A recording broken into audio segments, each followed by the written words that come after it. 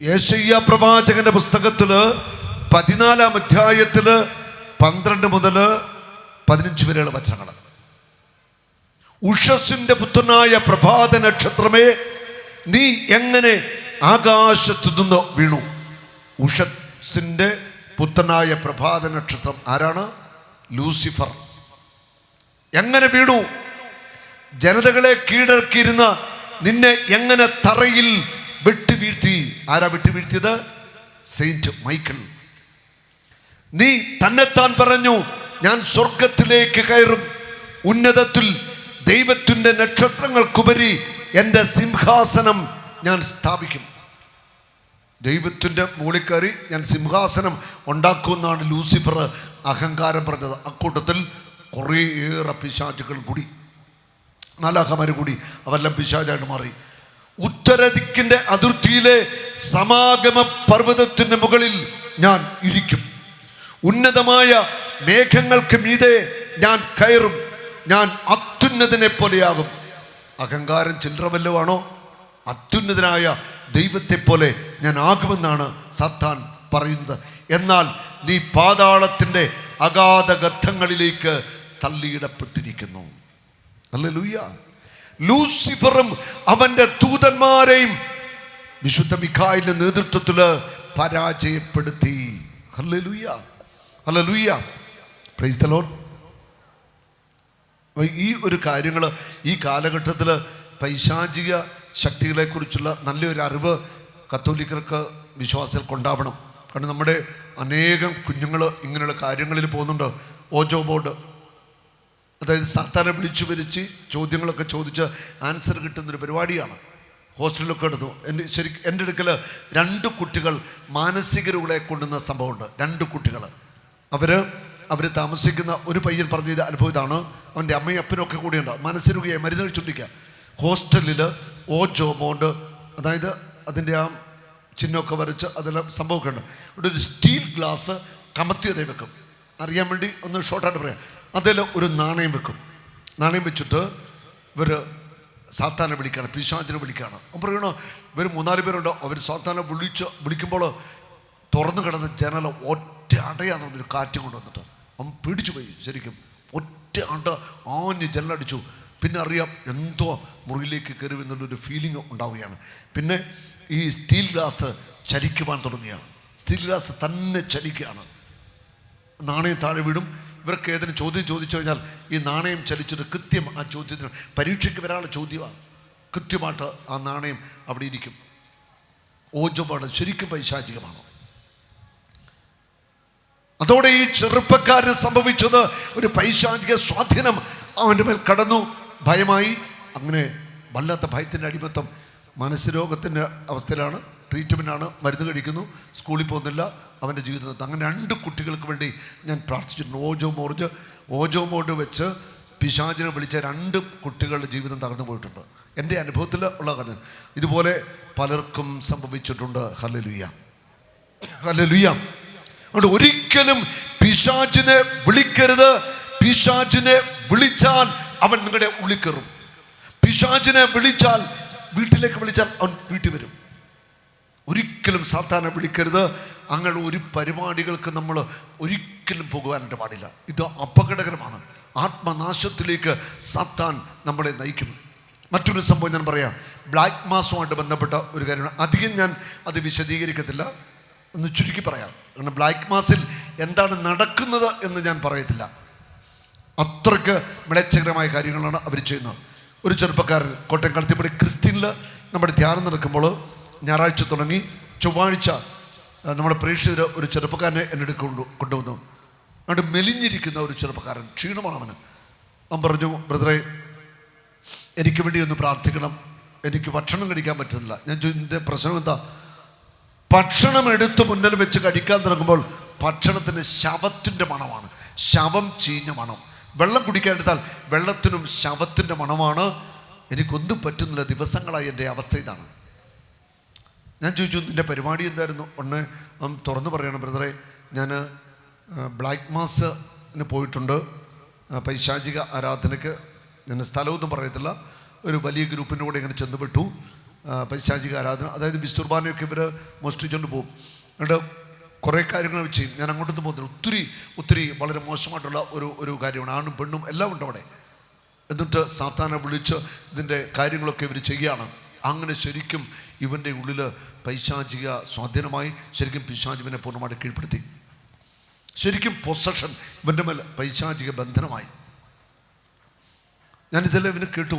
അവൻ പറഞ്ഞു, ബ്രദറെ എനിക്ക് ഉറക്കമില്ല, ഭക്ഷണം കഴിക്കാൻ പറ്റുന്നില്ല, ഞാൻ അവിടുന്ന് രക്ഷപ്പെട്ടു, എന്നെ അവർ തേടിക്കൊണ്ടിരിക്കുക. കാരണം ഈ രഹസ്യങ്ങൾ വെളിയിൽ പറഞ്ഞാൽ എന്നെ അവർ കൊല്ലും, ഇതാണ് എൻ്റെ അവസ്ഥയെന്ന് പറഞ്ഞു. ഞാനിതെല്ലാം കേട്ടു. ഞാൻ പറഞ്ഞ് പ്രാർത്ഥിക്കാൻ. ഞാൻ അവനെ അവിടെ ആരാധന വെച്ചിരിക്കുന്ന ചാപ്പൽ ടീമുകൾ മധ്യസ്ഥം പ്രാർത്ഥിക്കുന്നുണ്ട്. അവിടെ അവനെ മുട്ട നിർത്തിയാണ് അവിടെ നിൽക്കാൻ പറഞ്ഞു. എന്നിട്ട് ഞാൻ ഇവൻ്റെ തലയ്ക്ക് വെച്ച് യേശുവിൻ്റെ നാമത്തിൽ ഡെലിവറൻസിന് വേണ്ടി, ഒരു ബഹിഷ്കരണത്തിന് വേണ്ടി ഞാൻ പ്രാർത്ഥിക്കുകയാണ്.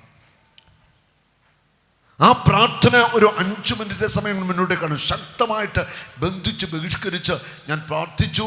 പിന്നെ ഒരു സംഭവം, അവിടെ നിന്നൊരു 15 അടി അകലേക്ക് അവൻ തെറിച്ചങ്ങ് വീഴുകയാണ്.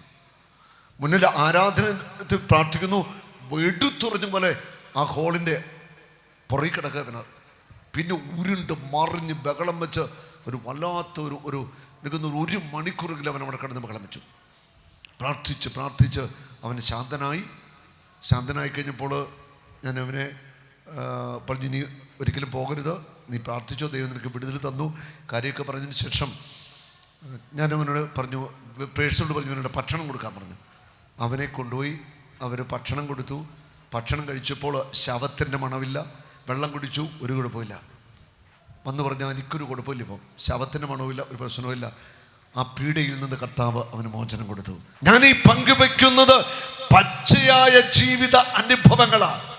മറ്റൊരു സംഭവം കൂടെ പറയാം.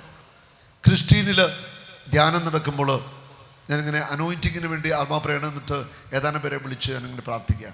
ആത്മാവിൻ്റെ അഭിഷേകത്തിൽ അവരിങ്ങനെ സ്റ്റേജിൽ വീണ് കിടക്കുക. ഒരു പെൺകുട്ടി, അവൾ അഭിഷേകത്തിൽ വീണിട്ടോ അവൾ കിടന്ന് അലറുകയാണ്. അലറുമ്പോൾ അവൾ വിളിച്ചു പറയുന്നുണ്ട്, ഞാൻ വിട്ടുപോകത്തില്ല. അലറുകയാണ് ഇവള്. അലറി ഉരുണ്ട് കുറേ സമയം കഴിഞ്ഞ് ശാന്തമായി. എന്നിട്ട് വായിൽ നിന്ന് ഇങ്ങനെ വെള്ളമൊക്കെ ഒഴുകി അവളിങ്ങനെ അവിടെ കിടക്കുകയാണ്. കുറേ സമയം ഞാനിപ്പോൾ ഇങ്ങനെ വചനം പറഞ്ഞുകൊണ്ടിരിക്കുകയാണ്. ഓരോരുത്തർ എഴുന്നേക്കാൻ തുടങ്ങി. അവരെ വിളിച്ചു, അവരുടെ അനുഭവങ്ങൾ പറയാൻ തുടങ്ങി. ആ വീണവരെല്ലാവരും പറയുന്നു, ഞങ്ങളുടെ ശരീരത്തു നിന്ന് എന്തോ വിട്ടുപോയി. ഈ ഒരു പെൺകുട്ടി പറഞ്ഞ അനുഭവത്താണ്. 8ാം ക്ലാസ്സിൽ പഠിക്കുന്ന പെൺകുട്ടിയാണ്. അവൾ പറഞ്ഞത്, ബ്രദറെ, ഞാൻ വീണ് കഴിഞ്ഞിട്ട് എന്നെ ഒരാൾ മുറുകെ പിടിച്ചിരിക്കുക. അവൾ പറയുക, ആ വ്യക്തി എന്നോട് പറയുകയാണ്, ഞാൻ വിട്ടുപോകത്തില്ല. ആ വ്യക്തി എന്നോട് പറയുകയാണ്, ഞാൻ നിന്നെ വിട്ടുപോകത്തില്ല, ഞാൻ നിന്നെ കൊണ്ടേ പോകത്തുള്ളൂ. അവൾ പറയാം, എന്നോടൊരു വ്യക്തി പറയാം, എന്നെ അമുക്കുകയാണ്, പിടിച്ച് അമുക്കിക്കൊണ്ട് പറയുകയാണ്, ഞാൻ വിട്ടുപോകത്തില്ലെന്ന് പറയുകയാണ്. ഇവൾ അലറുന്നുണ്ട്, ഞാൻ വിട്ടുപോകത്തില്ല ഇവൾ പറയുന്നുണ്ട്. എന്നിട്ട് പിന്നെന്ത് സംഭവിച്ചു ഞാൻ ചോദിച്ചു. അവൾ പറയാം, അവളിലേക്ക് ഒരു ശക്തി കടന്നു വന്നിട്ട് തെറിച്ചു പോകുന്ന പോലെ എന്നെ പിടിച്ചിരുന്ന വ്യക്തി വിട്ടുപോയി എന്ന് പറഞ്ഞു. ഇനി ആ ശുശ്രൂഷയെല്ലാം കഴിഞ്ഞു. അവളുടെ വല്യമ്മയും ഇവൾ ആണ് ധ്യാനത്തിൽ വന്ന വല്യമ്മ ഈ മോളെ എൻ്റെ അടുക്ക കൊണ്ടുവന്നു. ഞാൻ സംസാരിച്ചപ്പോൾ ആ വല്യമ്മ പറഞ്ഞു, ഇവള് ലൈംഗികമായിട്ട് ദുരുപയോഗം ചെയ്യപ്പെട്ട ഒരു പെൺകുട്ടിയാണ്. ഇവിടെ അപ്പൻ ഉപേക്ഷിച്ചിട്ട് പോയി, അമ്മ വിദേശത്ത് ജോലി ചെയ്യുന്നു. അപ്പനിലൂടെയും മോശമായ അനുഭവം ഉണ്ടായിട്ടുണ്ട്, അല്ലാതെ ദുരുപയോഗം ചെയ്യപ്പെട്ട ഒരു കുട്ടിയാണ്. അതിനുശേഷം അവൾ വീട്ടിൽ വയലൻ്റ് ആവും, കുറേ പ്രശ്നങ്ങളുമുണ്ട്, ഒത്തിരിയേറെ നമുക്ക് നിയന്ത്രിക്കാൻ പറ്റാത്ത അവസ്ഥയിലാണ് കുട്ടി പോയിക്കൊണ്ടിരിക്കുന്നതൊക്കെ എന്നോട് പറഞ്ഞു. ഞാൻ ഒരിക്കൽ കൂടി അവിടെ തലയ്ക്ക് വെച്ച് ഞാൻ പ്രാർത്ഥിച്ചു, പരിശുദ്ധാത്മ നിറയാനൊക്കെ. സന്തോഷമായിട്ട് പോയി. അത് കഴിഞ്ഞ് ഒരു 5-6 മാസം കഴിഞ്ഞ് ഞാൻ എറണാകുളത്ത് ഒരു വൺ ഡേ നടക്കുമ്പോൾ ആ വണ്ടേക്ക് ഈ അമ്മയും എറണാകുളംകാരാണ്, മോളുമുണ്ട്.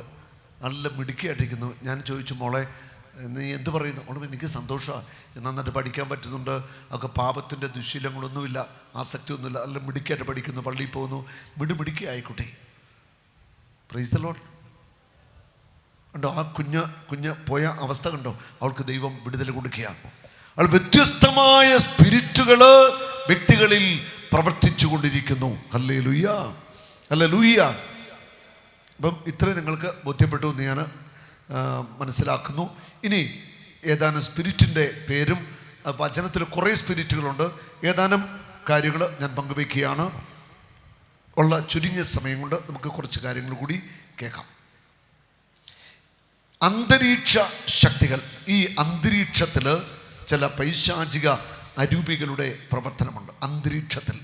അന്തരീക്ഷത്തിലും ഈ ഭൂമിയിലും പിന്നെ ഭൂമിയുടെ അധോഭാഗങ്ങളിലും അല്ലെ ഓഷൻസ് എല്ലാ മേഖലയിലും ഒരു പൈശാചിക സ്വാധീനം പ്രവർത്തിക്കുന്നുണ്ട്. പൈശാചിക അരൂപിയുടെ പ്രവർത്തനം ഉണ്ട്. അന്തരീക്ഷ ശക്തികളുടെ അധീശന്മാരെക്കുറിച്ച് എഫേസ്യോസ് ലേഖനത്തിൽ 2-ാം അധ്യായത്തിൽ പറയുകയാണ്. Hallelujah, hallelujah. 2-ാം അധ്യായത്തിൽ 2-ാമത്തെയും 3-ാമത്തെയും വചനം ഒന്നും വായിച്ചു. 1, 2, 3 വചനങ്ങൾ. അപരാധങ്ങളും പാപങ്ങളും മൂലം ഒരിക്കൽ നിങ്ങൾ മൃതരായിരുന്നു. അപരാധങ്ങളും പാപങ്ങളും ചെയ്തു ആത്മാവിൽ നിങ്ങൾ മരിച്ച അവസ്ഥയിലായിരുന്നു. അന്ന് ഈ ലോകത്തിൻ്റെ ഗതി പിന്തുടർന്നു. ഈ ലോകത്തിൻ്റെ ആ ഗതിയിലാണ് നിങ്ങൾ ജീവിച്ചത്. അടുത്ത വചനം, അനുസരണക്കേടിൻ്റെ മക്കളിൽ പ്രവർത്തിക്കുന്ന. അനുസരണക്കേട് എന്ന് പറഞ്ഞാൽ എന്താ? അനുസരണക്കേടിൻ്റെ അരൂപി ഉണ്ട്.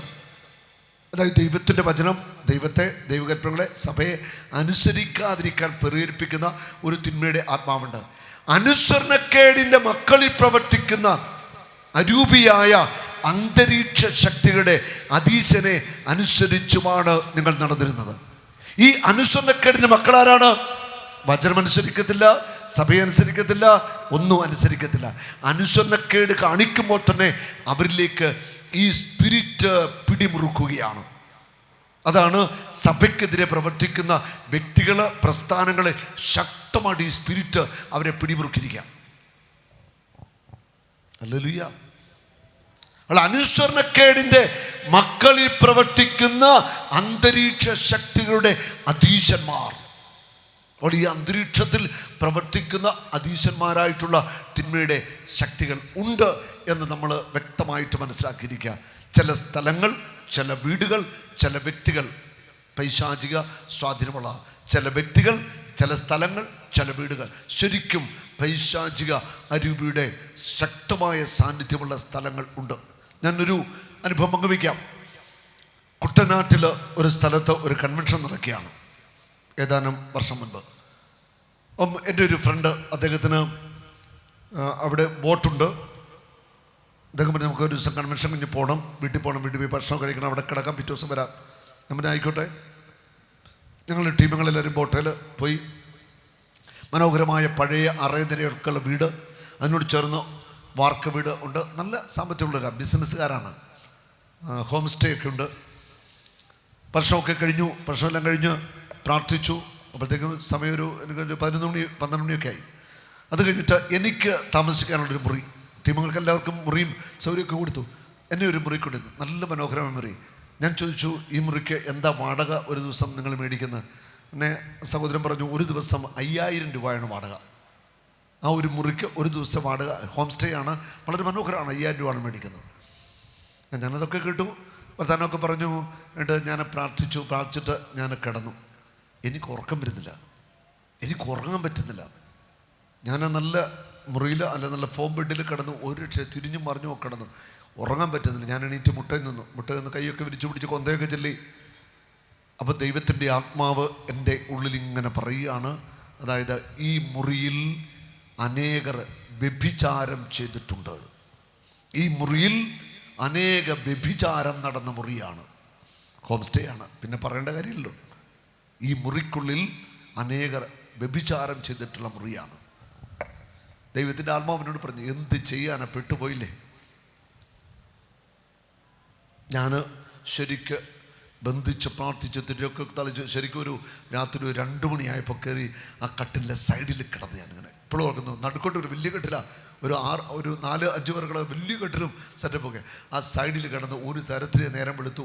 5 മണിക്ക് എഴുന്നേറ്റ് ഫ്രഷായി പ്രാർത്ഥിച്ചു ഒരുങ്ങി. പിന്നെ ടീമുകളെല്ലാം ഒന്നിച്ച് പ്രാർത്ഥിക്കുക. അപ്പോൾ ടീമുകളോട് ഞാൻ ഇക്കാര്യം ഷെയർ ചെയ്തു. ഉടനെ അവർ പറഞ്ഞു, ബ്രദറെ ഇന്നലെ രാത്രി ഉറങ്ങാൻ പറ്റിയില്ല, പലർക്കും അസ്വസ്ഥതയായിരുന്നു.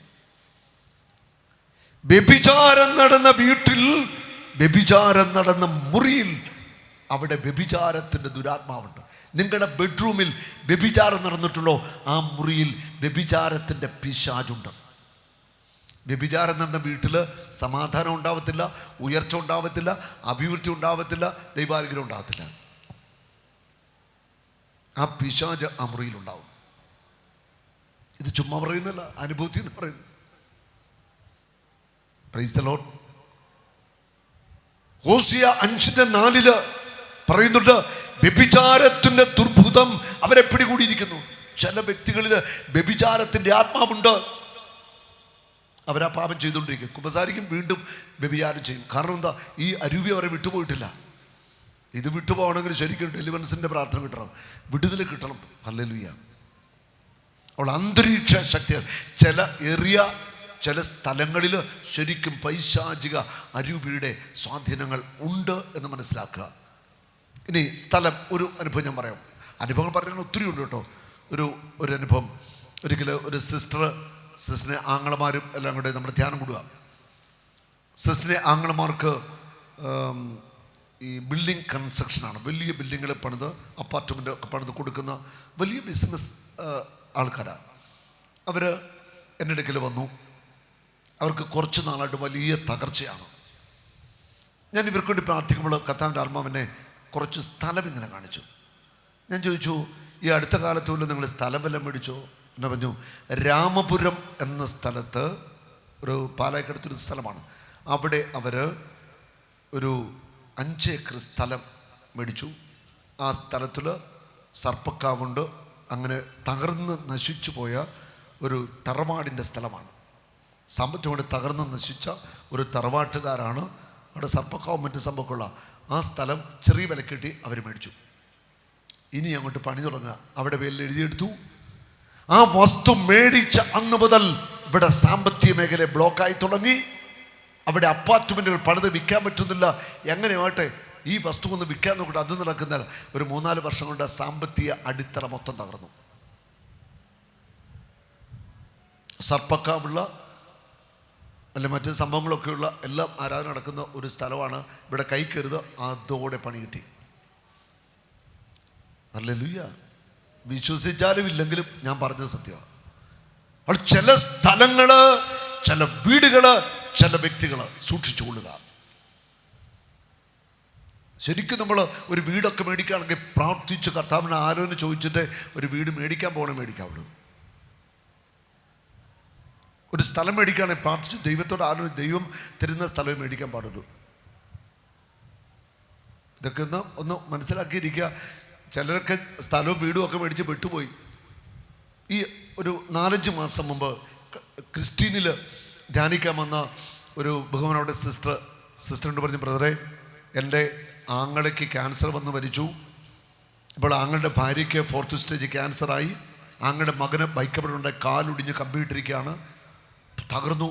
അപ്പോൾ ഈ മേഖലയെക്കുറിച്ചൊക്കെ ഞാൻ പറഞ്ഞപ്പോൾ സിസ്റ്റർ പറഞ്ഞു, ബ്രദറെ, ഞങ്ങളുടെ തറവാട് വീട് വിറ്റിട്ട് അവർ വീട് മേടിച്ച വീട് ഒരു അക്രൈസ്തവർ താമസിച്ച വീടാണ്.